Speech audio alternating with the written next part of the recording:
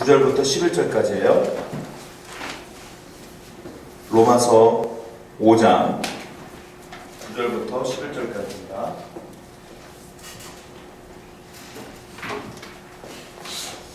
한번 같이 교독해 보도록 하겠습니다. 로마서 5장 9절부터 우리 11절까지를 얼마 안 되니까 함께 같이 읽을게요. 3절밖에 안 되니까요.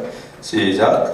그러면 이제 우리가 그의 피로 말미암아 의롭다 하심을 받았으니 더욱 그로 말미암아 진노하심에서 구원을 받을 것이니 곧 우리가 원수 되었을 때에 그의 아들의 죽으심으로 말미암아 하나님과 화목하게 되었은즉 화목하게 된 자로서는 더욱 그의 살아나심으로 말미암아 구원을 받을 것이니라. 그뿐 아니라 이제 우리로 화목하게 하신 우리 주 예수 그리스도로 말미암아 하나님 안에서 또한 즐거워하느니라. 아멘. 오래전에 그 멕시코에 한 여자아이가 있었는데 어머니께서 많이 편찮으셨습니다. 그래서 그 어린 아이는 어머니를 고치기 위해서 약초를 캐기 위해서 절벽 위로 올라가요. 근데 그 절벽 위로 올라가다가 그 소녀는 떨어집니다. 떨어져서 피를 많이 흘리게 돼요. 근데 그 피를 많이 흘리는 가운데 그 주위가 전부 다 피로 물들게 되죠. 꽃도 피로 물게 되고 풀도 피로 물들게 됩니다. 근데 정신이 희미해질 쯤 됐을 때 예수님이 등장을 합니다. 그래서 예수님께서 이렇게 말해요. 사랑하는 아이야, 네 옆에 있는 붉게 물든 꽃을 꺾어라. 그리고 너희 어머니께 갖다 줘라. 그리고 그 아이는 그 꽃을 꺾고 어머니께 가져가는 동시에 집에 들어서자마자 그 꽃 향기를 어머니에 맡고 어머니가 회복됐다는 전설이 있어요. 이게 무슨 전설인지 아십니까? 포인세티아의 꽃말의 전설이에요. 포인세티아라는 꽃이 있는데 아주 붉은색이잖아요. 그 크리스마스 때 보면 이렇게 장식 같은 것도 하고 그러는데 포인세티아의 꽃말이 뭔지 아십니까? 희생과 축복입니다. 이거 어떤 말로 표현할 수 있냐면 희생함으로 인하여 축복받는다 이렇게 표현할 수 있어요. 여러분과 제가 이 자리에서 예배하고 구원의 축복을 얻은 것은 누구의 희생 때문이겠습니까? 예수 그리스도의 희생 때문이에요. 그분이 십자가 못 박혀 돌아가심으로 인하여 그분은 희생이지만 우리는 축복이더라. 고난주간만 되면 성금요일만 되면 전부 다 뭐 이상한 영상 틀고 예수님 십자가 못 박혀 돌아가시는 영상 틀면서 다 울고 그러잖아요. 저는 그렇게 가만 보면 생각해 봤어요. 이게 울 일인가? 울 일이죠. 고통받았었으니까. 그런데 한편으로 생각해 보면 예수님이 사명을 완수한 날이지 않습니까? 수많은 유혹과 미혹을 뿌리치고 그 사명을 완수한 날이 오늘이에요. 사실은 오히려 주님께 축복해줘야 되지 않을까 싶기도 하고 그 사명이 완수됨과 동시에 우리에게 놀라운 축복이 임하는 거 아닙니까? 오히려 기뻐하는 날이 되지 않을까 이런 생각도 해봐요. 고난과 기쁨이 공존하는 날이 오늘인 것 같습니다. 가능하면 우리는 이 구원의 기쁨을 누리고 즐거워했으면 좋겠다는 생각이 들어요. 오늘 본문 말씀 보면요, 아주 반복적으로 나오는 본문 말씀이 있어요. 단어가 있어요. 무엇인지 알겠습니까? 거기 보면 9절, 10절, 11절을 보면 5번이나 등장하는 말이 있습니다. 그게 뭐냐면 말미암아라는 단어예요. 9절 보면 그의 피로 말미암아, 또 뒷절에 보면 그로 말미암아, 10절 말씀 보면 죽으심으로 말미암아, 또 10절 하반절에 그의 살아나심으로 말미암아, 또 11절을 보면 주 예수 그리스도로 말미암아. 3절뿐이 안 되는데 말미암아라는 단어는 5번이나 나와요. 왜 그러냐? 사도 바울이 뭔가 우리에게 증거하고 싶은 말을 했던 거예요. 그게 뭐냐? 맨 처음에 그의 피로 말미암아, 그로 말미암아, 죽으심으로 말미암아, 살아나심으로 말미암아, 예수 그리스도로 말미암아. 이게 뭐냐? 그분의 보혈의 공로로 인하여 그분의 공로로 말미암아 네가 살았다. 이걸 강조하기 위함이에요. 이거 강조의 요법입니다. 예수님의 보혈 때문에 우리가 산 거예요. 할렐루야. 내 스스로 산 게 아니라 주님의 보혈로 인하여 우리가 산 거다. 주님의 그 고귀한 피, 보혈, 그 보혈로 인하여 축복이 우리 흘러내려오는데 과연 그 축복이 무엇일까? 사도 바울은 오늘 본문을 통하여 우리에게 3가지를 말하고 있다는 거예요. 주님의 보혈로부터 흘러나오는 축복이 무엇일까요? 첫 번째를 보겠습니다. 우리 9절 말씀을 다시 한번 읽어보겠습니다. 9절 말씀입니다. 시작. 그러면 이제 우리가 그의 피로 말미암아 의롭다 하심을 받았으니 더욱 그로 말미암아 진노하심에서 구원을 받을 것이니. 자, 첫 번째는 뭡니까? 주님의 보혈, 그 피로 말미암아 어떻게 돼요? 우리는 의롭다 하심을 얻게 된 겁니다. 내가 스스로 의롭다는 게 아니라 주님의 보혈로 인하여 우리가 의롭다 하심을 받게 된 거예요. 이게 축복이에요. 놀라운 축복이에요. 여러분, 사람들은 자기도 모르는 상태에서 신에 대한 열망이 있습니다. 누구나. 뭐 무신론자랄지라도 나이를 먹어가면 불안해져요. 과연 내가 죽으면 어떻게 될까? 이런 불안함이 나이를 먹을수록 생긴다 이거예요. 그러면서 많은 사람들이 진리를 찾아 헤매고 또 산으로도 들어가고 구도자가 되어서 진리를 찾아 헤매고 그런 경우 종종 있지 않습니까? 그 진리가 무엇일까? 그런 고민을 갖고 떠나는 사람들이 많이 있어요. 죄시씀. 내가 나를 볼 때 의롭지가 않기 때문에 이 죄시씀의 은혜, 이것들을 어떻게 해결해야 될까? 이런 고민들이 많이 있는 것 같아요. 그런데 단언컨대 우리의 죄의 문제, 이 죄의 은혜의 문제, 회복의 문제는 사람의 힘과 능력으로는 절대로 불가능합니다. 우리 하나님께서 단 한 길을 마련해 놓으셨어요. 그게 뭡니까? 오직 예수님의 보혈로 말미암아 그 십자가 공로로 말미암지 않고서는 우리가 의롭다함을 여기지 못하고 죄 씻음의 은혜를 하나님께 죄수의 은혜로 갚을 길이 전혀 없다는 거예요. 비롱이라고 하는 프랑스의 장군이 있는데요. 그 사람이 죽어가면서 유언을 남기기 위해서 친구들 다 모읍니다. 모아서 그가 뭐라고 표현을 하냐면 울면서 이렇게 얘기를 해요. 내가 이 나라와 그리고 내가 섬겼던 주군으로 섬겼던 왕 그리고 사랑하는 너희들, 내가 너희에게 은혜를 입은 게 너무 많고 왕으로부터 이 사회로부터 받은 데가 너무도 많은데 갚을 길이 없구나 하고 울고 있을 때 옆에 있는 친구가 이렇게 말해요. 사랑하는 친구요, 울지 말아라, 고민하지 말아라. 너뿐 아니라 그런 은혜를 갚을 길이 아무도 없고 그걸 다 갚고 세상을 떠나가는 사람 아무도 없단다. 우리 또한 그러고 있다. 이렇게 얘기했어요. 그렇습니다. 우리는요, 어떤 은혜든 간에 다 갖고 떠나지 못해요. 사실은 그 은혜를 갚을 길은 아무것도 없거든요. 우리가 하나님부터 받은 은혜는 주 하나님 외에는 우리에게 은혜를 주고 갚게 할 길이 없다 이거예요. 십자가 외에는.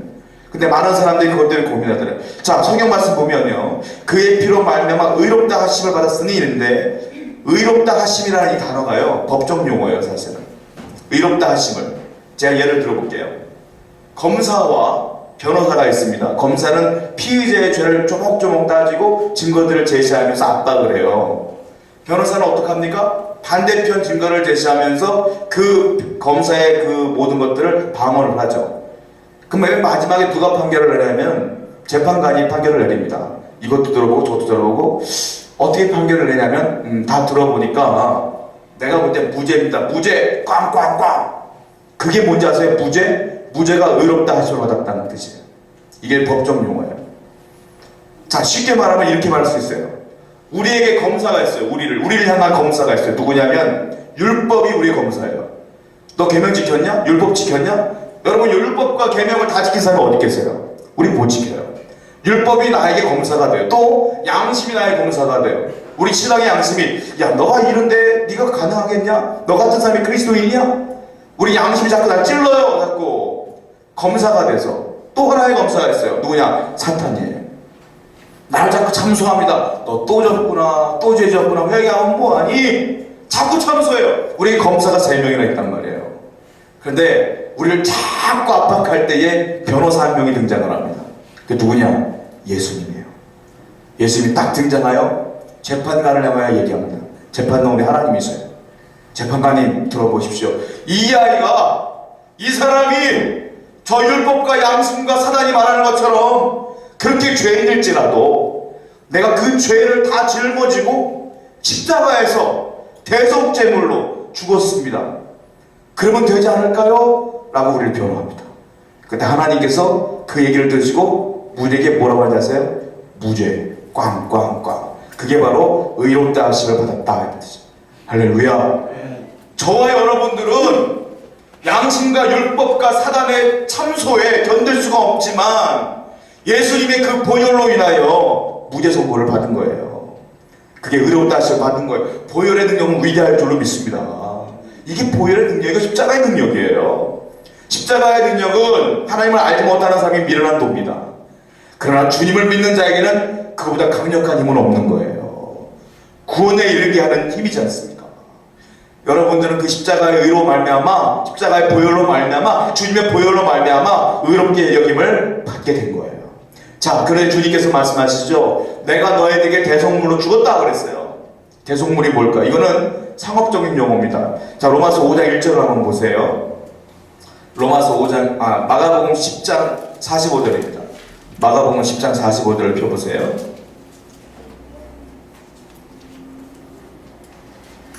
마가복음 10장 45절 말씀이에요.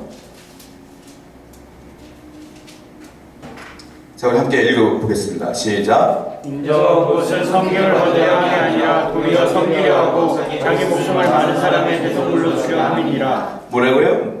자기 목숨을 많은 사람의 뭐요? 대속물로 주려고 오셨다. 이거 대속물.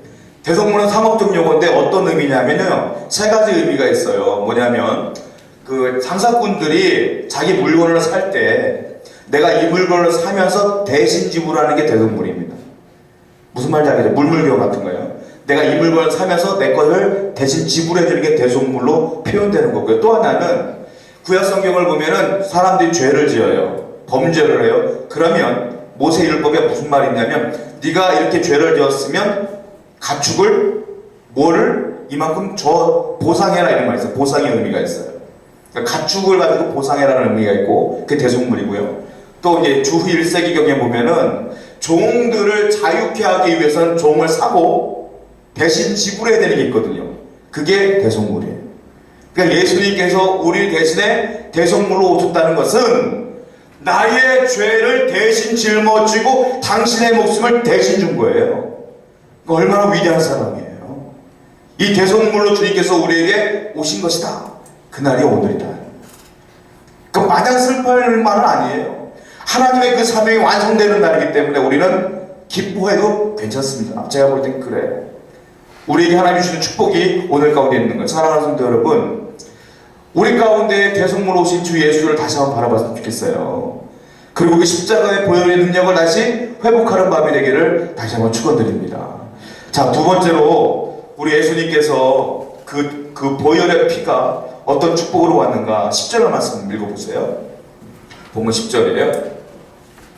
시작. 곧 우리가 원수되었을 때에 그 아들의 죽으심으로 말미암아 하나님과 화목하게 되었은즉 화목하게 된 자로서는 더욱 그의 살아나심으로 말미암아 구원을 받을 것이니라. 자, 우리가 원수되었을 때에 그의 아들의 죽으심으로 말미암아 뭐요? 하나님과 화목하게 되었은즉 있었어요. 화목하게 되었다.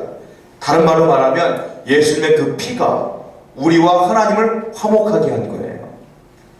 즉 그 보혈이 하나님과 나의 관계를 회복시켰다. 화목하게 만들었다. 이 말이에요. 죄는요 엄청나게 능력이 있습니다. 어떤 능력이냐면 관계를 깨뜨리는 힘이 죄에게 있어요.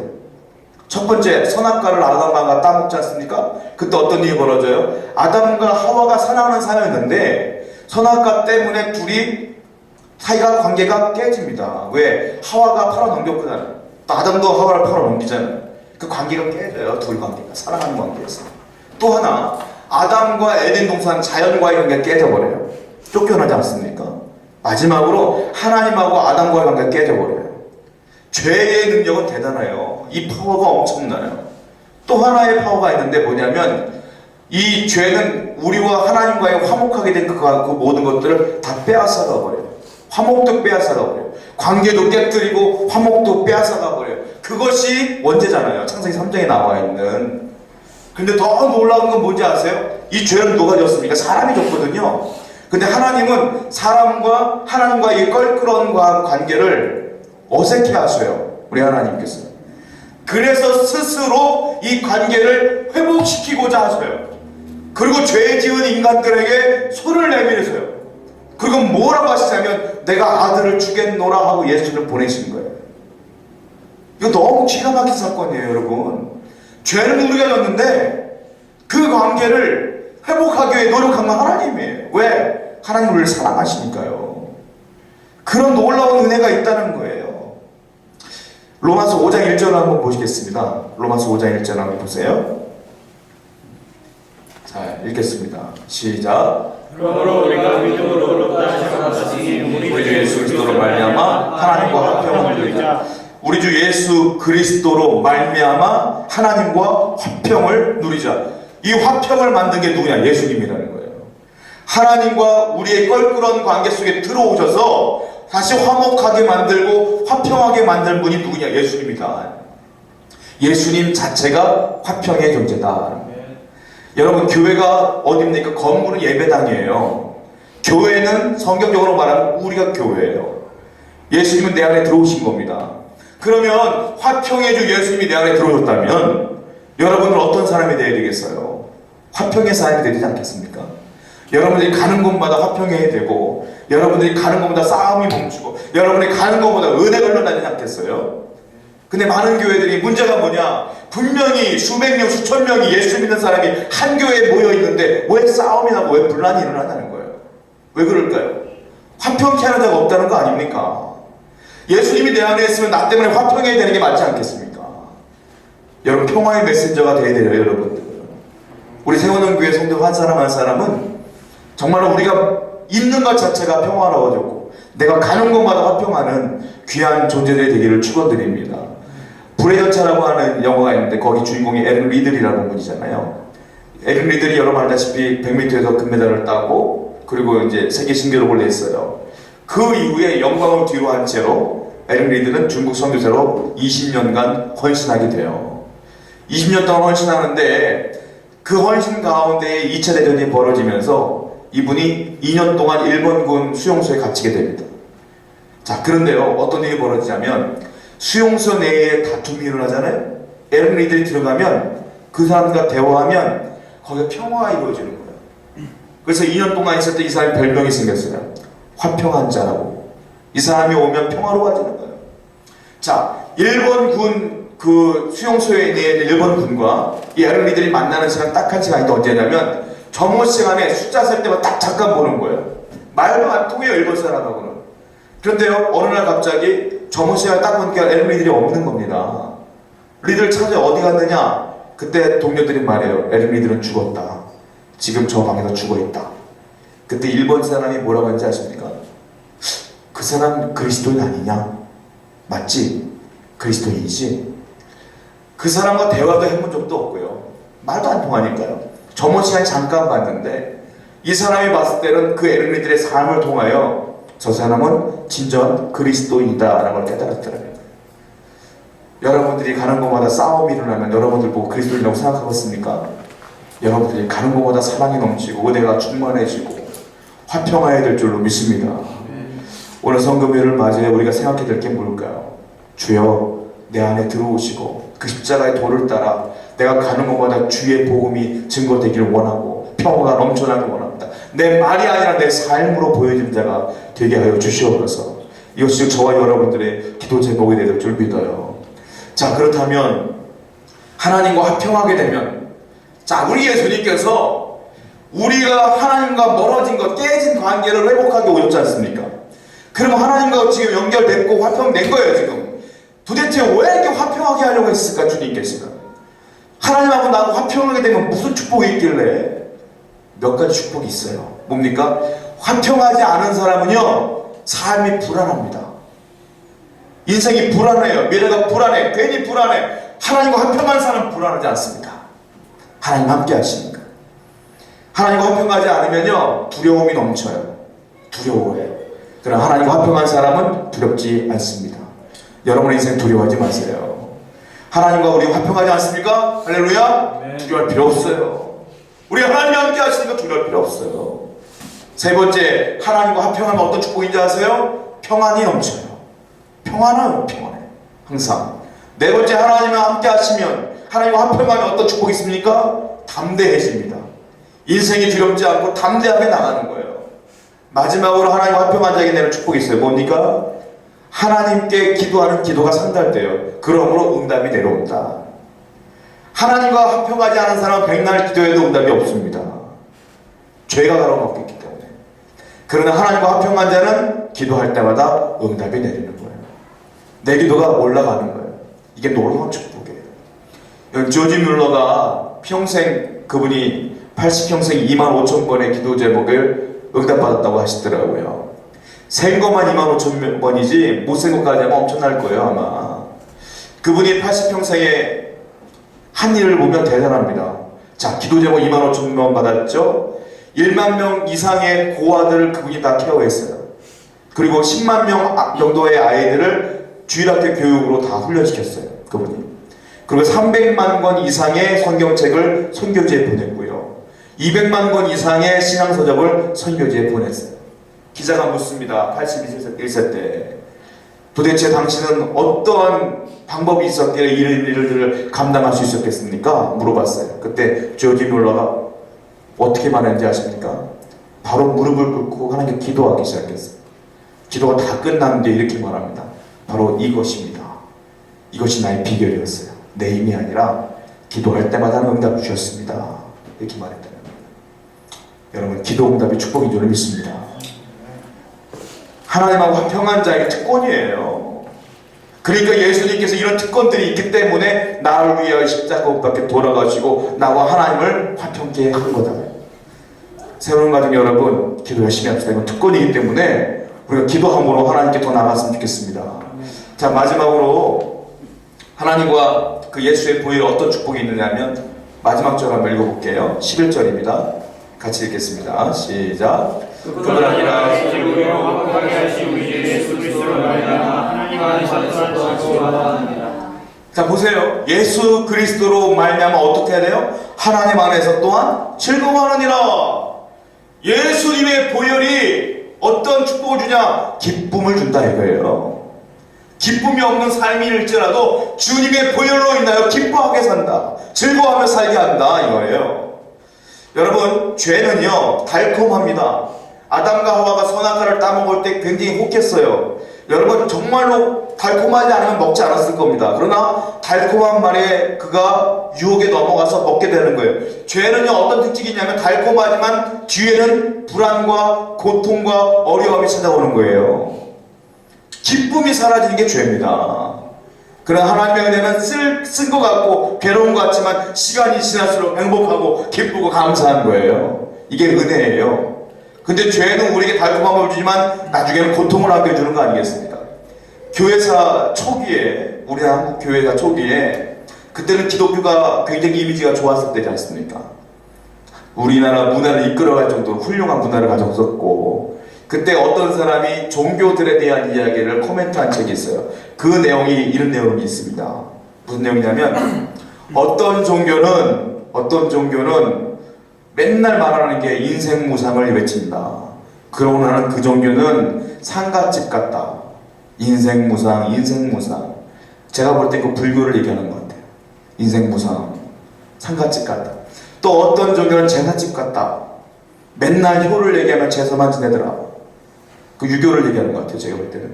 근데 기독교를 얘기할 때 뭐라고 말하냐면 기독교는 잔치집 같다. 왜냐? 교회만 가면 찬양 소리가 흘러나오고 얼굴들이 그렇게 밝은지 모르겠다. 즐거운가 보다. 잔치집 같구나. 여러분, 교회는 그래 될 줄 믿습니다. 성도들은 즐거워야 될 줄 믿어요.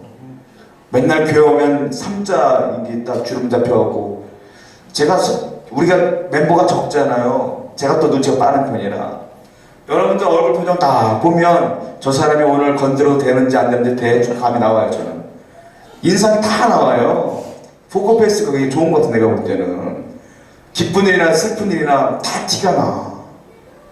여러분, 왜 이렇게 얼굴이 안 좋습니까? 어?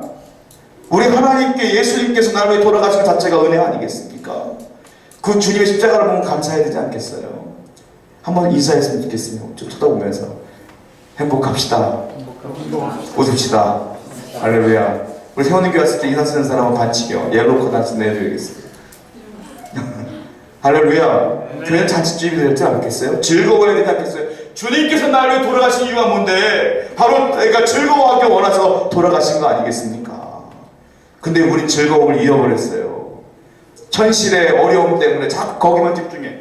왜 자꾸 현실의 어려움, 환경의 어려움만 집중합니까? 그 뒤에 계시는, 그 위에 계시는 하나님을 바라봐야죠.